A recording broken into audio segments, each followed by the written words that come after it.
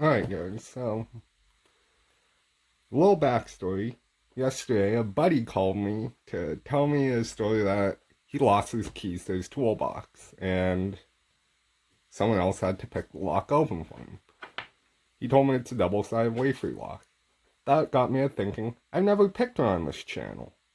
So that's why I got clamped up in the vise today. A double-sided wafer lock. Here's the key. Does work.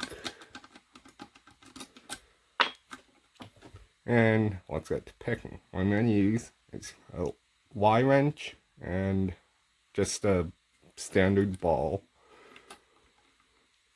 Pick all the pins on the left, or wafers rather, and then all the wafers on the right, and we got the lock open. As you can see, not that much to it. If you don't have a ball pick, well, you can use standard rakes for pin tumblers. They work just as well. Let's do that right now. Apply tension. Pins on the left. Or wafers rather. Wafers on the right, left, right, and we got the lock open. As you can see, there's not too much to wafer locks. Anyway, that's all I have for today. Thanks for watching.